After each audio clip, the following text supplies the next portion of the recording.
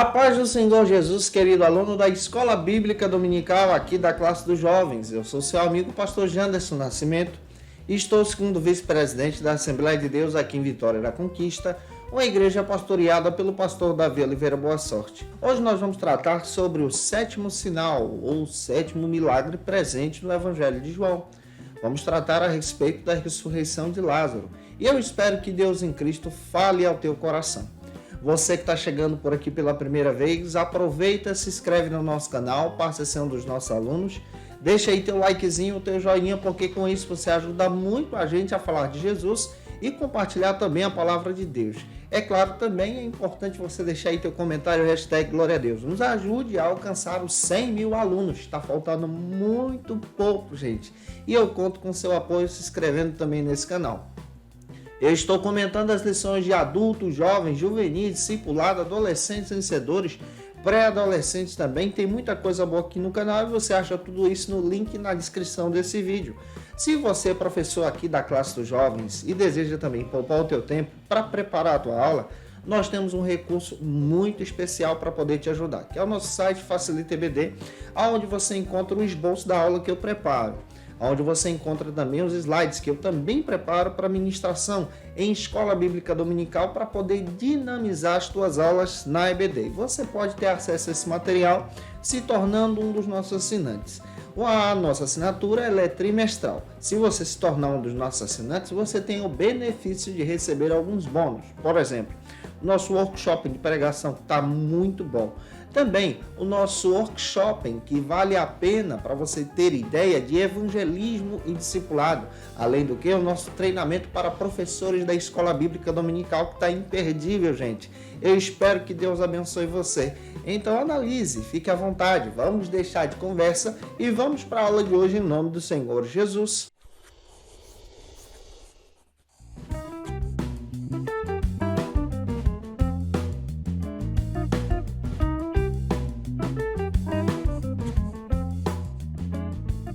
Hoje nós chegamos na lição de número 11 aqui da classe dos jovens, onde nós vamos trabalhar sobre o tema o sétimo sinal, Jesus ressuscita Lázaro.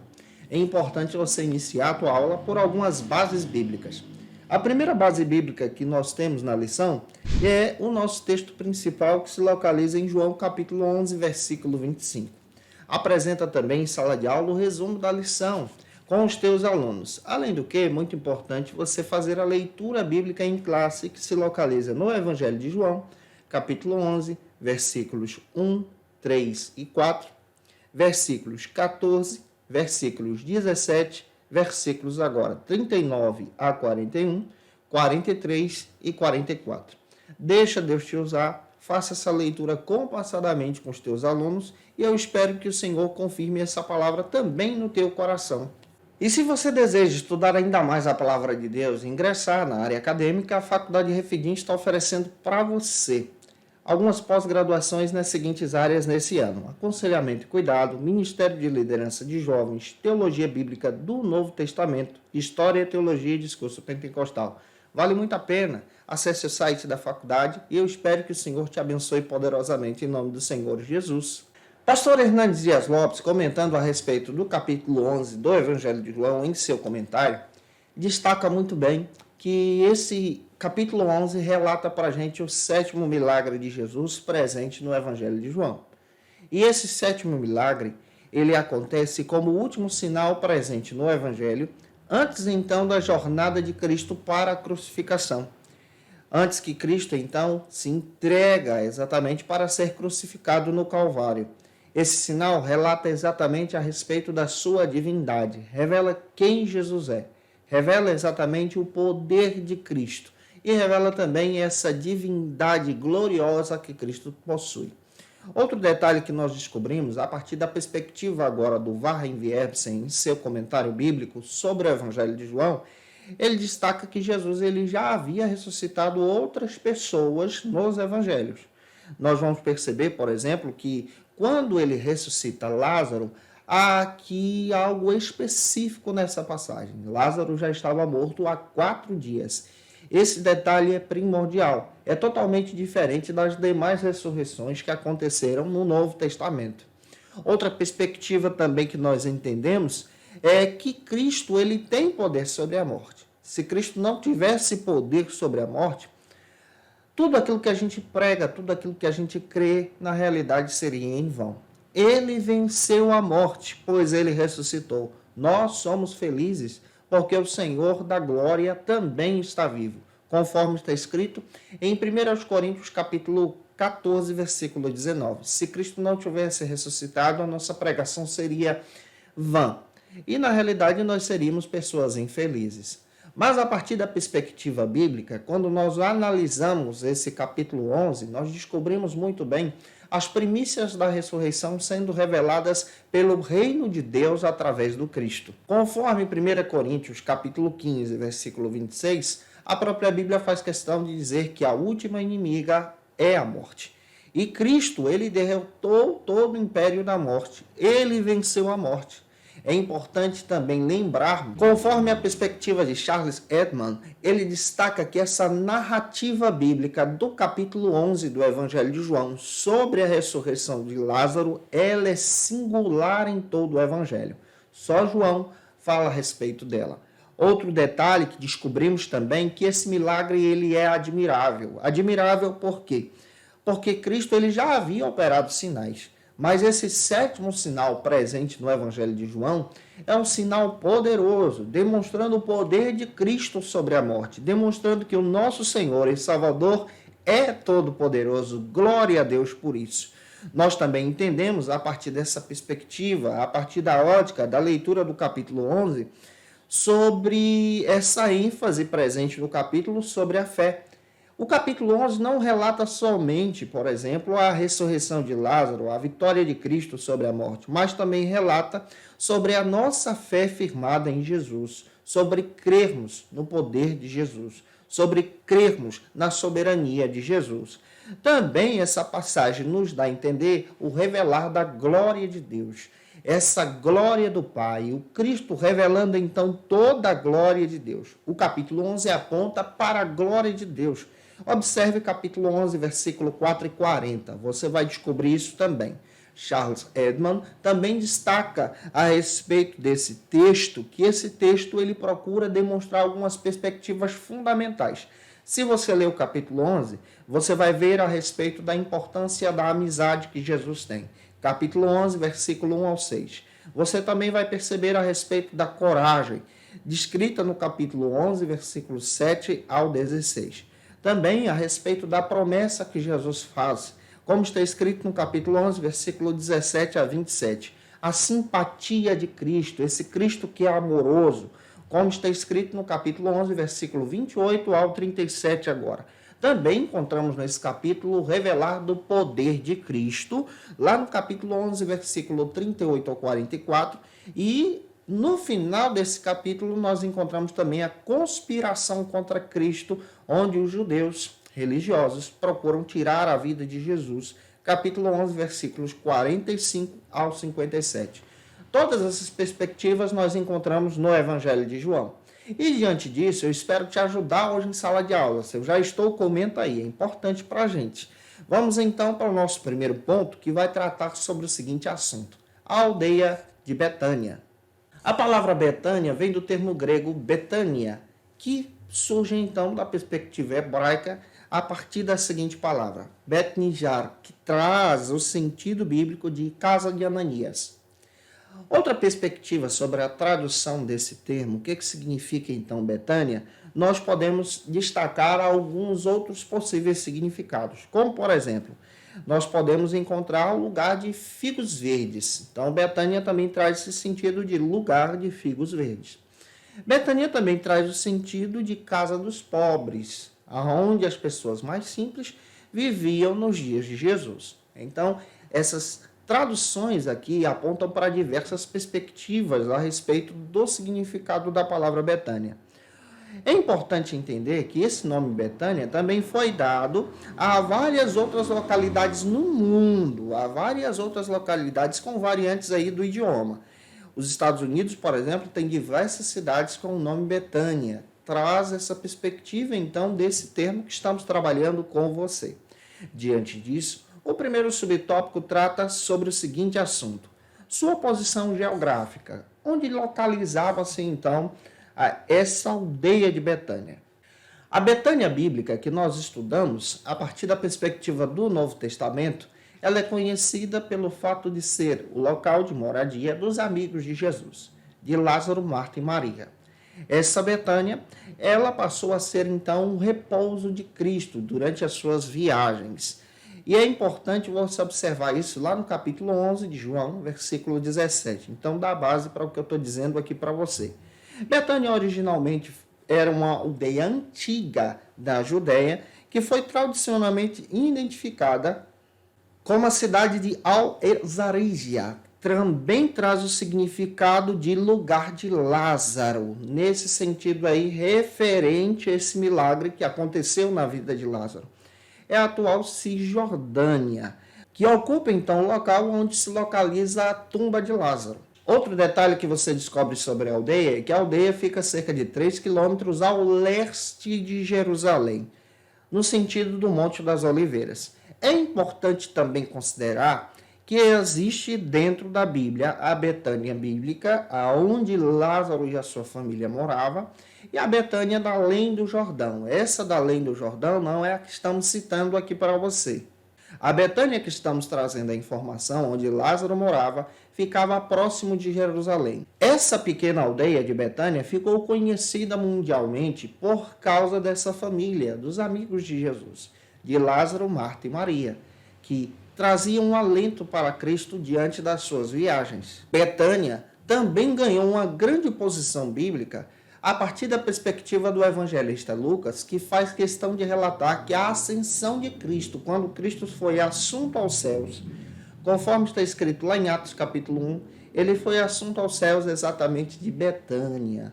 Então há uma importância aqui singular dentro do Novo Testamento. Quando Cristo então sobe para a glória, ele sobe dali, de Betânia. Diante disso, você pode ler também Lucas capítulo 24, versículos 50 e 51, que também te dá base para isso. Avançando agora, eu espero estar contribuindo com você, vamos então para o segundo subtópico que trata sobre o seguinte assunto: estrategicamente escondida. Betânia, a cidade de Betânia, ou a aldeia de Betânia, ela é mencionada dentro da Bíblia diversas vezes. Alguns autores biblicistas chegam a dizer que ela é mencionada 12 vezes no Novo Testamento. Essa Betânia que nós estamos falando para você, ela se localiza a 3 quilômetros de Jerusalém, então é próximo a Jerusalém. É importante também levarmos em consideração que 6 dias antes da Páscoa, quando Jesus ele entra em Jerusalém, ele então vai para Betânia descansar lá, ter um local então de descanso. Em Betânia, nós encontramos algumas narrativas bíblicas fundamentais nessa cidade que a própria Bíblia traz menção para a gente, como por exemplo, era o lar da casa de Simão leproso, era também o local onde Marta e Maria moravam junto com Lázaro. A Bíblia também me dá a informação que em Betânia Maria ungiu Jesus com um óleo precioso, oferecendo a Jesus a sua adoração. Isso está presente lá em Mateus capítulo 26, versículos 6 ao 13, Marcos capítulo 14, versículos 3 ao 9, João capítulo 12, versículos 2 ao 8. É importante também lembrarmos sobre a necessidade de conhecermos a aldeia de Betânia, que foi no caminho de Betânia para Jerusalém, que Jesus então amaldiçoou a figueira, como os evangelhos registram para a gente. E isso está descrito lá em Marcos capítulo 11, versículos 12 ao 14, versículos 19 e 20 também. A aldeia de Betânia também é citada, essa aldeia aqui ela é citada no Novo Testamento. Ela é citada em Marcos capítulo 11, versículo 1, ela é citada em João capítulo 11, versículo 18, ela é citada em Mateus capítulo 21, versículo 17, ela é citada também em João, capítulo 11, versículo 1, em Lucas, capítulo 24, versículo 50, e essa Betânia, próxima a Betfagé, é o local onde os discípulos, então, buscavam também um alento. Se tornou uma base para o ministério de Jesus, para o discipulado de Jesus, como está escrito em Lucas, capítulo 19, versículo 29. Então, há uma importância geográfica, há uma importância estratégica também de Betânia, porque fica muito próximo de Jerusalém. Em Jerusalém, Jesus já estava sofrendo fortes perseguições. E quando essas perseguições se levantavam, Cristo então ia descansar em Betânia, na casa dos seus amigos. Passe isso adiante. Deixa Deus te usar na escola bíblica dominical e eu espero que você seja um instrumento em Jesus. Já avançando, entendendo um pouco mais a respeito desse sétimo milagre, o terceiro subtópico trata sobre o seguinte assunto, saindo então da agitação. Com base nos registros dos evangelhos, tudo também nos leva a crer que Jesus ele se hospedava em Betânia. Isso está presente em Mateus capítulo 21, versículos 17, Marcos capítulo 11, versículo 11. Cristo ele tem uma amizade, tem uma intimidade muito grande com Lázaro e com suas irmãs. Então, em Betânia, que era próximo a Jerusalém, Cristo costumava fazer visitas ali. Outro detalhe que entendemos a partir da perspectiva bíblica, que lá em Betânia, na casa de Simão, aconteceu, como já citei para você, um verdadeiro gesto de adoração, onde Maria oferece ao Senhor o seu vaso de alabastro, oferecendo a Jesus aquele óleo precioso, preparando Cristo então para a crucificação. Isso está presente lá no capítulo 14 de Marcos, versículos 3 ao 9, João capítulo 12, versículo 1 ao 8, demonstrando então essa narrativa de verdadeira adoração a Cristo. Esse evento, ele foi uma preparação para a morte e o sepultamento de Jesus. Pastor Hernandes Dias Lopes chega a comentar o seguinte, que no meio do deserto da perseguição, no meio da agitação que existia em Jerusalém, das perseguições que começaram a se levantar contra o ministério de Cristo, Betânia era um verdadeiro oásis. Era um local onde Jesus e os seus discípulos iam para descansar. Aquela família, a família de Lázaro, trazia para Jesus então um verdadeiro conforto. Agora também aprendemos, a partir da perspectiva bíblica, que mesmo a família de Lázaro, hospedando Jesus, tendo Jesus na sua casa, não estava livre de problemas. Aqui nós vamos aprender uma aplicação muito interessante que você também pode utilizar em sala de aula. Ser cristão, servir a Jesus, ter Jesus na sua casa, não significa que você não está livre de desafios, de problemas e dificuldades. A família de Lázaro estava enfrentando então uma doença que leva o seu irmão à morte. E diante dessa perspectiva, vamos analisar algumas questões importantíssimas sobre esse assunto que estamos trazendo para você. Ser crente não te isenta então dos problemas, não te isenta das dificuldades, não te isenta então dos desafios. Ser crente não te isenta da enfermidade. Então entenda que com Jesus você então enfrenta esses desafios para a glória de Deus. Quando você percebe isso, você aprende então algumas lições. A primeira delas é que aquela família estava enfrentando uma grave enfermidade. Capítulo 11, versículo 1 e 2. Lázaro estava doente e ele era amigo de Jesus. Ele era o irmão de Marta e Maria, um grande companheiro de Cristo, mas ele estava enfermo. Um detalhe que nós percebemos e entendemos a respeito desse assunto é que Jesus, ele é aquele que tem todo o controle aí na palma da sua mão, mesmo que nós passamos então por alguns desafios e problemas. Ele está conosco. Em segundo lugar, nós podemos destacar para você que aquela família estava fazendo então para Jesus um pedido urgente. Capítulo 11, versículo 3. Marta e Maria enviaram a Jesus um mensageiro, informando que o amigo de Cristo, a quem ele amava, estava enfermo. Observe algo interessante dentro dessa passagem aqui. Eles serviam a Jesus, mas Lázaro estava enfermo. Lázaro era conhecido como amigo de Jesus, mas estava passando por um grande desafio. Em terceiro lugar, nós aprendemos também, à luz dessa palavra, que há uma resposta então misteriosa de Cristo a respeito daquele acontecimento. Está lá no capítulo 11, versículo 4 e 5, onde Jesus responde exatamente que Lázaro não morreria. Mas tudo isso que estava acontecendo era para a glória de Deus, sendo que Lázaro já estava morto. Outro detalhe que aprendemos aqui é que Cristo é o Rei da Glória. Ele tem poder sobre a morte. Em terceiro lugar, você também pode destacar exatamente essa demora surpreendente, como está escrito no capítulo 11, versículo 6. E é importante entendermos uma questão: como conciliar, então, a necessidade que temos com a demora de Cristo. Um detalhe é que Cristo ele não demora, mas ele chega na hora certa, no momento certo, para nos ajudar. Capítulo 11, versículos 6 e 39 traz a resposta sobre isso. Nós entendemos que na agenda de Jesus, tudo o que estava acontecendo na vida de Lázaro era para a glória de Deus.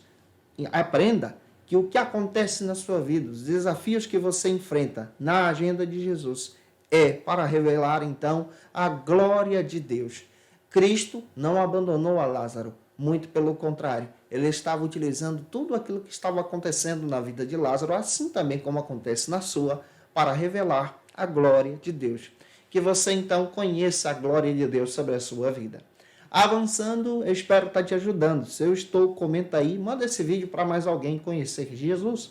O segundo ponto da aula de hoje trata sobre o seguinte assunto: o milagre, então, da ressurreição.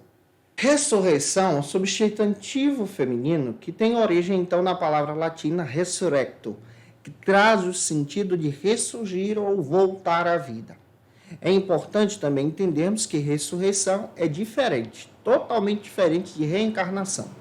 Nós, crentes pentecostais, não defendemos, não acreditamos na doutrina da reencarnação defendida e ensinada pelos espíritas. Nós não acreditamos nisso. Nós acreditamos na ressurreição.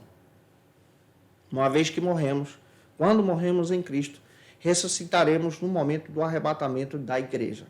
É claro que essa doutrina também apresenta exatamente um símbolo que nós acreditamos. Quando nós comemoramos a Páscoa no cristianismo, a Páscoa simboliza para a gente algo que é diferente da visão judaica. Na visão judaica é a libertação do povo do Egito, da escravidão.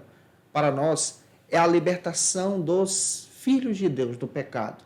E a ressurreição de Jesus, que ressuscitou dos mortos, declarando então a glória de Deus. E diante disso, o primeiro subtópico trata sobre o seguinte assunto: para a glória de Deus. O que é, então, a glória de Deus? Eu estava lendo o material do John Piper e ele faz questão de destacar que a glória de Deus é, na realidade, essa revelação dessa Santíssima Trindade. É o revelar da Santíssima Trindade no nosso meio, de uma forma gloriosa, presente em Isaías capítulo 6, versículo 1 ao 3. A glória revela, então, essa glória do Pai, do Filho e do Espírito Santo. A Bíblia deixa claro para a gente essa questão teológica de demonstrar que Deus ele é autoexistente, de demonstrar também que Deus ele é autossustentável, de demonstrar que Deus é autossuficiente, que existe como três pessoas e também que ele se completa infinitamente com o Filho. O Filho conhece o Pai e ama de forma perfeita. Ele completa também infinitamente o Pai. O Espírito Santo é a expressão perfeita, completa, infinita desse amor mútuo, dessa revelação do Pai e do Filho. Demonstrando aqui essa Santíssima Trindade em três pessoas que são uma, que ao mesmo tempo é uno, que destaca essa comunhão perfeita. Essa comunhão perfeita é a plenitude, então, da perfeição de Deus. E essa plenitude da perfeição de Deus revela, então, essa glória perfeita do Pai, a glória de Deus. Eu falei aqui para vocês, já em aulas passadas, inclusive você pode ficar à vontade para estudar com a gente, que a glória de Jesus, essa glória de Cristo, é essa glória do Pai que Cristo tem em Trindade, que ele abre mão para estar conosco, quando ele se esvazia, então, dessa glória para obedecer à vontade do Pai. A narrativa bíblica também demonstra que o que está acontecendo com a vida de Lázaro, conforme o pastor Silas Queiroz, é para revelar a glória do Pai, a glória de Deus. Aqui aprendemos que o que acontece conosco também revela a glória de Deus. O nome do Senhor tem que ser glorificado. Em Isaías capítulo 43, versículo 7, está escrito que Deus nos criou para a sua glória. E a morte de Lázaro, na realidade, tinha o objetivo positivo de revelar a glória de Deus, de revelar a vontade do Pai. Jesus poderia, sim, ter evitado a morte de Lázaro. Jesus poderia ter dado uma palavra e Lázaro fosse curado da doença, da enfermidade, à distância. Jesus, ele poderia, por exemplo, curar Lázaro da sua enfermidade. Mas a Bíblia deixa claro que tudo o que acontece com a vida de Lázaro é para a glória do Pai. E para nós cristãos, nós entendemos que as provações, que as lutas que acontecem conosco, revelam então a vontade de Deus. Para nós, o mais importante não é ficarmos confortáveis nessa vida, mas sim glorificar a Deus em tudo que fazemos, glorificar a Deus em tudo que vivemos, glorificar a Deus até mesmo nos nossos desafios. Que você também glorifique o Pai em tudo que você faz, nos teus desafios, nos teus problemas. Que Cristo seja glorificado também. Avançando, o segundo subtópico trata sobre o seguinte assunto: defunto ou Lázaro? Quando estudamos a Bíblia, descobrimos que Jesus, ele se esvaziou da sua glória. Ele suportou ser humilhado. Ele suportou ser crucificado. Ele enfrentou o madeiro. Mas quando ele esteve diante de uma situação terrível, como a morte de Lázaro, Jesus chorou, demonstrando a sua perfeita humanidade também, demonstrando que Cristo, além de ser Senhor, Rei da Glória, também era 100% humano, 100% homem também. Isso não era um sinal da fraqueza de Deus, não era um sinal da fraqueza de Jesus, mas era um sinal de demonstrar que Jesus também passa por situações de luto como nós, também enfrenta dificuldades como você, também enfrentou lutas e perdas na sua estadia aqui. E é importante também levarmos em consideração que os evangelhos declaram que Cristo é aquele que é Senhor, mas ao mesmo tempo é também humano.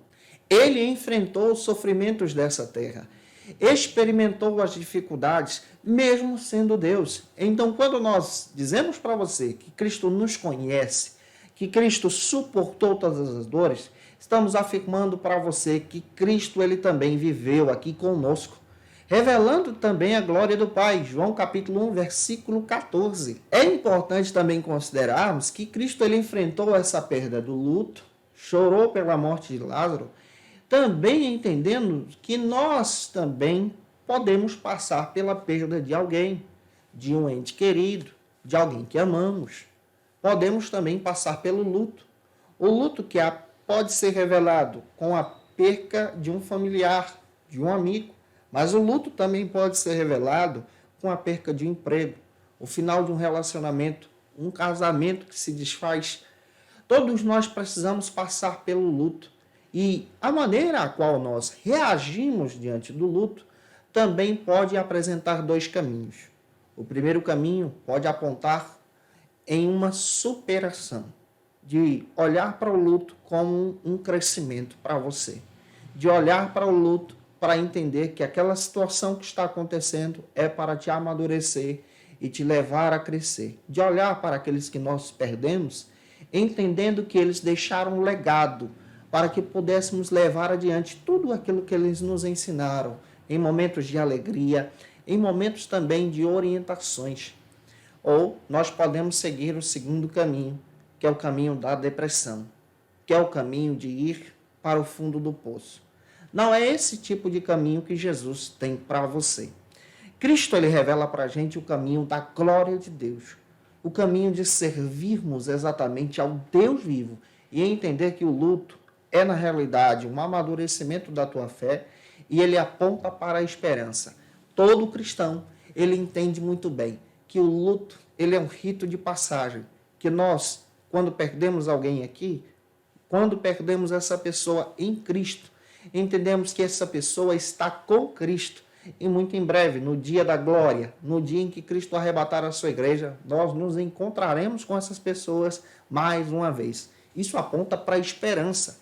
Quando nós lemos a partir da perspectiva de Warren Wiersbe, ele destaca o seguinte, que Jesus não disse às irmãs de Lázaro, não prometeu a elas que Lázaro morreria, mas ele prometeu apenas que a morte não seria o resultado final para a vida de Lázaro. Olha que coisa linda.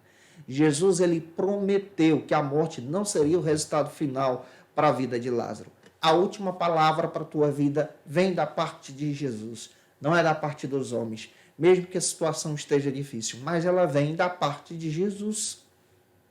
O desejo de Jesus era apontar para a esperança. E ele destaca para as irmãs de Lázaro, Marta e Maria, a promessa. Essa promessa da ressurreição. Essa promessa de ter o céu aberto, como está escrito em João capítulo 11, versículo 40. Jesus ele aponta exatamente que diante das enfermidades, diante das decepções, diante das demoras ou até mesmo da morte, o único alento que nós temos é toda a palavra de Deus. A palavra de Deus produz para você, diante do luto, o crescimento.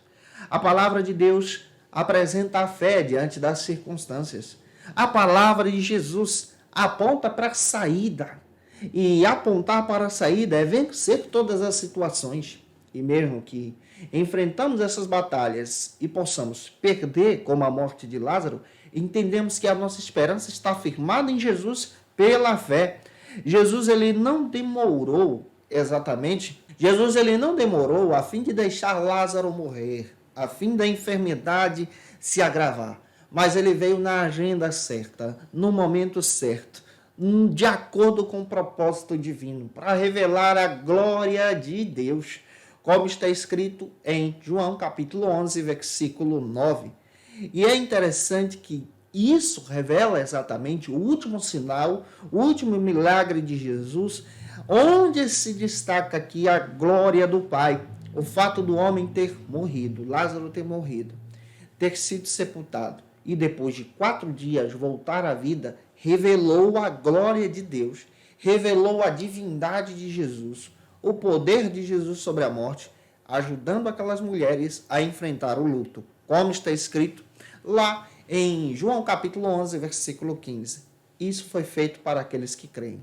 Diante dessa palavra, vamos avançar agora para o terceiro subtópico que trata exatamente sobre o seguinte assunto: a ressurreição no presente. Pastor Silas Queiroz comenta que Marta ela tinha um conhecimento teológico a respeito da ressurreição, a partir da perspectiva judaica, como está escrito lá no capítulo 11, versículo 24. Ela destaca a respeito da ressurreição dos justos. É importante entendermos que esse advento é um advento também escatológico. E aqui nesse subtópico eu achei por bem esclarecer para você a respeito das ressurreições que nós acreditamos. Nós acreditamos em 2 ressurreições. A partir da nossa perspectiva teológica, escatológica, pentecostal. A declaração de fé das Assembleias de Deus ensina a respeito dessas 2 ressurreições. A primeira ressurreição que nós acreditamos é só para quem crê em Jesus, que está firme com Jesus. Essa primeira ressurreição acontecerá no momento do arrebatamento da igreja, com base em 1 Tessalonicenses, capítulo 4, versículo 16. É conhecida como a ressurreição dos justos. Então, aqueles que serviram a Jesus, que morreram com Cristo, ressuscitarão no dia do arrebatamento da igreja. A segunda ressurreição, ela trabalha, então, a ressurreição dos ímpios. Os ímpios também, aqueles que desobedeceram a Cristo, aqueles que não aceitaram a Cristo, aqueles que andaram pelo caminho do pecado, também serão ressuscitados. Mas serão ressuscitados para a condenação eterna, conforme está escrito em Apocalipse, capítulo 20, versículo 5. Detalhando então a primeira ressurreição, eu quero destacar para você a partir dessa linha escatológica também, que essa primeira ressurreição sinaliza o sinal do reino de Deus. O reino de Deus ele está presente entre nós a partir da vinda de Cristo. Esse reino passou a ser estabelecido. Nós propagamos esse reino de Deus na pregação, nos sinais, nos milagres, mas esse reino de Deus também sinaliza para essa ressurreição dos justos. Dentro da Bíblia, nós encontramos então algumas citações para essa primeira ressurreição, que está ligado nessa primeira ressurreição. Por exemplo, como sinal da primeira ressurreição e do poder de Jesus, nós encontramos a ressurreição de Lázaro. É claro que Lázaro voltou à vida, mas com um determinado tempo ele voltou a morrer. Essa ressurreição foi para o presente, para aquele momento ali. Nós acreditamos na primeira ressurreição, essa ressurreição que aponta então para a ressurreição da vida eterna. Isso quer dizer, muito bem, que essa ressurreição que aconteceu com Lázaro e as que estão citadas no Novo Testamento são ressurreições para sinalizar o reino, que aponta então para aquilo que vai acontecer. Uma das ressurreições que nós conhecemos na Bíblia como a primícia delas, para essa ressurreição para a eternidade, é a ressurreição de Jesus, conforme está escrito lá em 1 Coríntios capítulo 15, versículo 20. Jesus, ele é a primícia dessas ressurreições. A partir da ressurreição de Cristo agora, nós, os crentes em Jesus, também experimentaremos essa ressurreição e viveremos com Cristo para sempre. Olha que coisa linda que temos aqui. Essa ressurreição também, ela sinaliza para esses eventos que aconteceram diante da crucificação de Cristo e da morte de Cristo, como está escrito lá em Mateus capítulo 27, versículos 52 e 53. Pessoas voltaram à vida ali naquele momento. Essas pessoas que voltaram à vida é o mesmo caso que se encaixa aqui no perfil de Lázaro. São sinais desse reino que está por vir. Também encontramos dentro da Bíblia essa ressurreição, essa primeira ressurreição, sendo sinalizada de forma clara para os santos, aqueles que morreram em Cristo, que ressuscitarão então no dia do arrebatamento da igreja, em 1 Tessalonicenses 4,16. E também essa ressurreição está encaixada de forma escatológica com a ressurreição dos santos, dos justos, que enfrentaram então a grande tribulação, os mártires da grande tribulação, como está escrito lá em Apocalipse capítulo 20, versículo 4. Então essa primeira, ela é bem detalhada, ela tem sinais, ela aponta para sinais de algo que vai acontecer no futuro, no momento escatológico da igreja. A segunda ressurreição, ela é bem específica, é a ressurreição especialmente para os ímpios. Depois do arrebatamento da igreja, acontecerá então a tribulação aqui. Nesse período da tribulação, nós entendemos que o anticristo governará. Após esse período da tribulação acontecerá essa batalha de Cristo contra o anticristo, e o anticristo será derrotado. E depois desse período será estabelecido o milênio, quando Satanás será preso durante 1000 anos. É claro que não dá para a gente detalhar o que vai acontecer aqui para você. E no final desse milênio, Satanás será solto. Acontecerá então essa segunda ressurreição, onde Cristo julgará Satanás, essas pessoas ímpias, e as lançará no lago de fogo e enxofre. Diante disso, espero que está deixando isso claro para você, que essa ressurreição de Lázaro, ela sinaliza para esse sinal do reino de Deus, que aponta para a primeira ressurreição dos justos. Aquele que crê em Jesus, ele tem vida. O terceiro ponto da aula de hoje trata sobre o seguinte assunto aqui na nossa EBD. A soberania, então, de Deus. A soberania de Deus é o poder de Deus sobre toda a criação. Tudo aquilo que existe debaixo da terra, em cima da terra, está sobre o domínio de Cristo, sobre o domínio de Deus. Nada acontece sem a permissão de Deus. Nada pode impedir também Deus de cumprir os seus planos. Isso é soberania. Deus, ele é soberano, ele é rei, ele tem autoridade suprema sobre tudo aquilo que acontece. Ele criou tudo de acordo à sua vontade, conforme os seus planos, conforme está escrito em Salmos 33, versículos 10 a 11. Como soberano, ele estabeleceu o mundo e ele aplica então a sua justiça perfeita. Ele também tem o poder sobre tudo aquilo que vai acontecer. Então aqui nós encontramos essa revelação dessa soberania de Deus e esse significado da soberania. Vamos entender agora, nesse último ponto, a soberania de Jesus. O primeiro subtópico trata sobre exatamente esse argumento. É acaso ou propósito? Eu costumo dizer que com Deus não existe coincidência, mas com Deus existe sim providência. A providência divina entra em ação sobre as nossas vidas. Entra em ação também sobre a vida daquele que não serve a Jesus. Afinal de contas, nós acreditamos que Deus cuida dessas pessoas que ainda não aceitaram a Cristo, pavimentando o caminho para que elas então tenham um encontro com Cristo e tomem a decisão de aceitar a Jesus como seu Salvador. Pastor Silas Queiroz faz questão também de comentar que com Deus não existe acaso. Com Deus existe sim propósito. Então, o propósito de Deus é revelado em nossas vidas. Tudo que acontece conosco faz parte, então, dessa revelação da soberania de Deus. A Bíblia diz que Deus é soberano e ele nos deu o livre-arbítrio. Mesmo sendo soberano, ele traz para nós essa capacidade de nós tomarmos a decisão de servi-lo. Nós não somos fantoches diante dessa soberania de Deus, mas ele nos dá essa liberdade para que possamos então escolher servir a Cristo. É claro que Deus, em sua soberania, pavimenta o caminho, aponta exatamente o caminho que devemos seguir, tomar as nossas decisões. Afinal de contas, Ele nos ama. E em sua soberania, Ele já providenciou a salvação. Só basta apenas que nós possamos tomar a decisão de servir a Cristo. Romanos capítulo 2, versículos 6 ao 8. Os nossos planos não conseguem destruir o último plano de Deus. Então, quando Deus ele estabelece um plano para as nossas vidas, Ele nos guia. Isso está demonstrado em Jó 42, versículo 2. Isso fala da sua soberania. Deus ele é soberano, Jesus ele é soberano, e isso também revela esse privilégio de apresentar a sua vontade, de apresentar o seu querer, de apresentar o plano da glória de Deus. E é interessante que de forma misteriosa, Deus ele nos dá exatamente a oportunidade de escolhê-lo e nos dá também esse revelar da sua soberania, de demonstrar que nós não somos nada sem a presença dele, sem a vontade dele. Pastor Silas Queiroz comenta na lição que quando nós nos rendemos então a essa soberania de Deus, nos rendemos à vontade dele, nós passamos a experimentar a boa, perfeita e agradável vontade de Deus, conhecendo então o seu propósito. Base bíblica, Romanos capítulo 12, versículo 1 e 2, Efésios capítulo 1, versículo 3 ao 6. Avançando, segundo subtópico trata sobre o seguinte assunto: vivendo então os propósitos de Deus.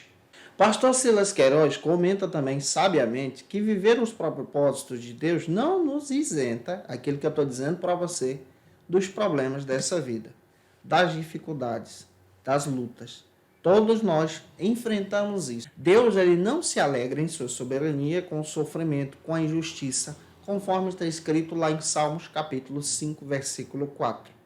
Ele ama cada pessoa e ele deseja o seu bem, ele deseja o bem para a sua vida.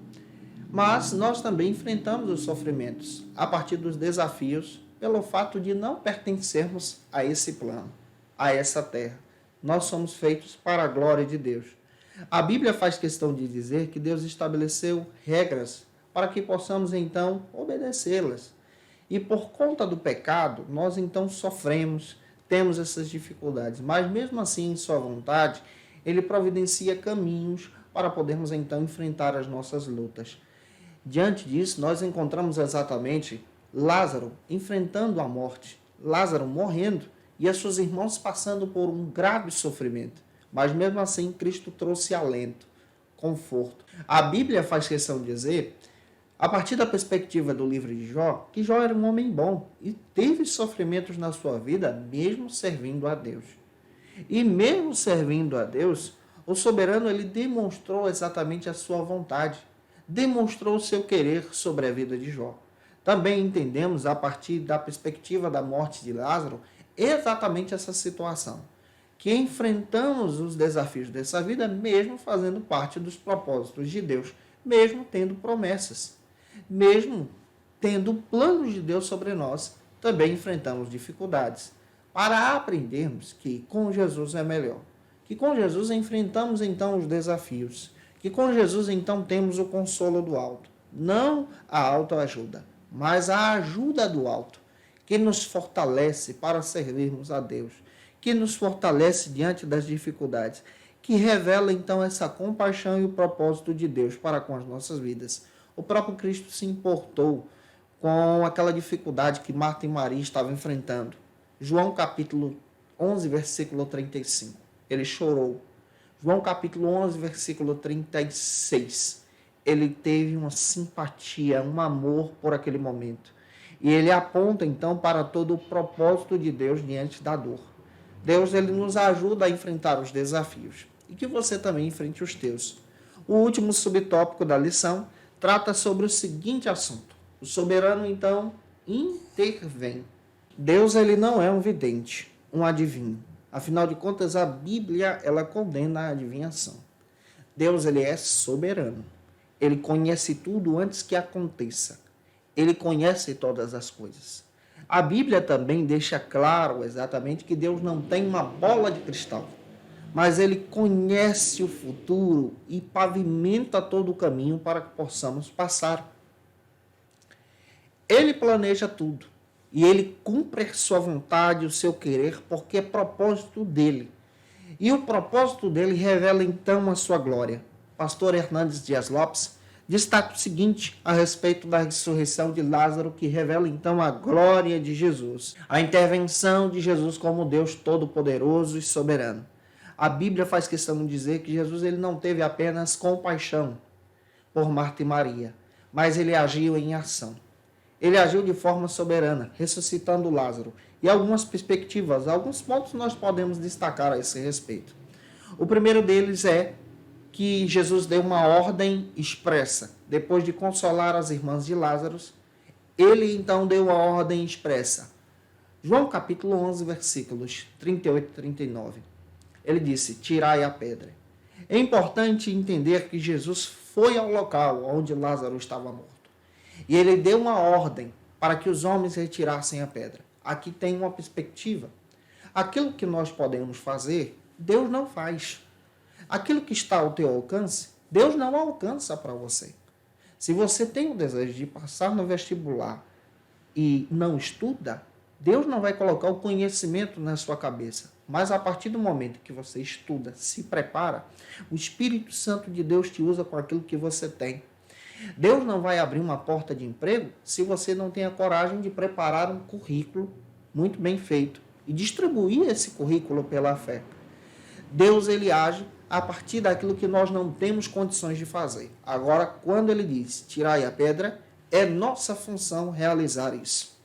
Outra perspectiva que aprendemos aqui, em segundo lugar, é a respeito desse Deus que age contra a incredulidade. Jesus ele age contra a incredulidade. Isso está em João capítulo 11, versículo 39.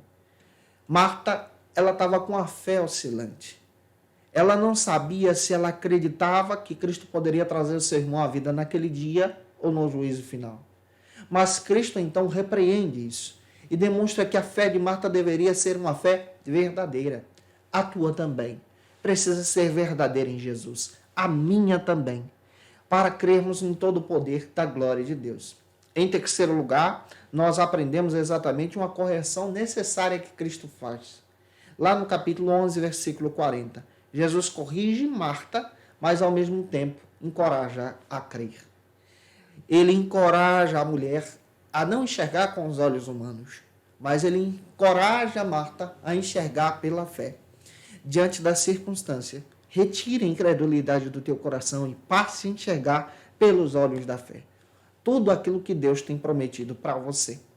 Em quarto lugar, podemos destacar para você que Jesus, ele faz uma oração apenas por ação de graça, conforme está escrito no capítulo 11, versículos 41 e 42. Jesus dá graças ao Pai, revelando a glória de Deus por aquele grande evento, pela ressurreição de Lázaro. Jesus ele nos ensina a agradecer ao Pai pelos milagres que ele tem realizado. Nós precisamos agradecer pelas vitórias, por uma porta aberta, pelo fato de você ter se levantado pela manhã, pelo fato de você ter saúde. Precisamos agradecer porque Deus é fiel. E em último lugar, quinto lugar, eu quero destacar para você que o milagre que Jesus realiza é extraordinário. João capítulo 11, 43 e 44. Todo milagre que Jesus realiza é extraordinário. A voz poderosa de Jesus disse para Lázaro, sai para fora. Lázaro, vem para fora. É interessante que tem até um hino de canção e louvor, que eu acho muito legal a respeito dessa perspectiva. Eles destacam no louvor deles que eles não sabem se Lázaro saiu de lá, flutuando, pulando, caminhando. Pelo fato de, quando a pessoa era embalsamada, ela tinha os seus pés e as suas mãos presos pela atadura. Não dava para caminhar. Era praticamente uma mumificação. E aí você percebe que quando Jesus dá a ordem e diz, Lázaro, vem para fora, Lázaro veio. Eu não sei de que maneira ele veio, mas a Bíblia diz que ele saiu para fora e com vida. Quem é que faz isso? É Jesus. É Jesus. Glória a Deus. Que Deus então te dê vida. De repente você está vivendo uma morte espiritual. está afastado do Evangelho, através dessa palavra, através dessa aula, escute a voz de Jesus. Vem para fora. Tenha vida. Se você está desanimado em trabalhar na escola bíblica, nesse ministério, nessa mensagem, nessa ministração, nessa aula, eu digo a você, pela palavra de Jesus, vem para fora, experimenta a vida e tenha alegria ao ministrar essa aula para os teus alunos. E que Deus em Cristo te dê uma nova oportunidade de experimentar, então, a glória de Deus. Gente boa, espero ter te ajudado hoje aqui. Se eu contribuir com você, tira uma foto, marca aí no Instagram, segue a gente lá também. Por favor, deixa teu comentário, é muito relevante, é muito importante para a gente. É essa ajuda que eu peço para você. Manda esse vídeo para mais alguém, me ajude a alcançar os 100 mil alunos, 100 mil inscritos, está faltando muito pouco. Se inscreve também, indica aí para o pessoal da tua igreja. É claro que eu vou dizer isso a você, ore por nós. Se você está afastado de Jesus, quer voltar para Cristo, você pode escrever no comentário, eu quero voltar para Jesus. Você pode utilizar o teu celular com leitor de QR Code, escanear esse QR Code que está aí, preencher o cadastro, a nossa equipe de discipulado vai orar por você, interceder por você e te orientar também a servir a Cristo e alcançar uma igreja mais próxima da tua casa. E é claro que eu quero trazer para vocês algumas dicas de leitura que vão te ajudar a crescer nesse ministério em Jesus. Como dica de leitura, eu quero apresentar para você o texto do pastor Silas Queiroz, que vale muito a pena você ter esse material, você encontra aí no site da CPD para construir a tua aula. Como dica de leitura, eu utilizei o comentário bíblico sobre o Evangelho de João, de Hernandes Dias Lopes, vale muito a pena também você ter esse material em mãos. Utilizei também o comentário do Warren Wierbsen sobre o Evangelho de João, a ressurreição de Lázaro, capítulo 11. Vale a pena você dar uma olhadinha. Gente, que Deus te abençoe. Um beijo no teu coração. Eu te aguardo por aqui já no segundo trimestre, já tem aula aí publicada para você. E a nossa próxima aula vai tratar sobre Jesus vence a morte. Está imperdível, viu? Vamos trabalhar muito sobre a ressurreição de Cristo. Um beijão e até a próxima aula, se Deus quiser. Conheça o Facilita EBD. Acesse já facilitaebd.com.br. Uma plataforma exclusiva para você que deseja aprimorar e dinamizar as suas aulas da escola dominical. No Facilita EBD você encontra subsídios bíblicos e teológicos para dinamizar as suas ministrações na escola dominical, cursos bíblicos para aprimorar e te ajudar na sua leitura completa da Bíblia, treinamento dinâmico para professores e líderes da escola dominical. Tá esperando o quê para ser um dos nossos alunos? Vem pro Facilita EBD e torne-se um dos nossos assinantes. Acesse já facilitaebd.com.br.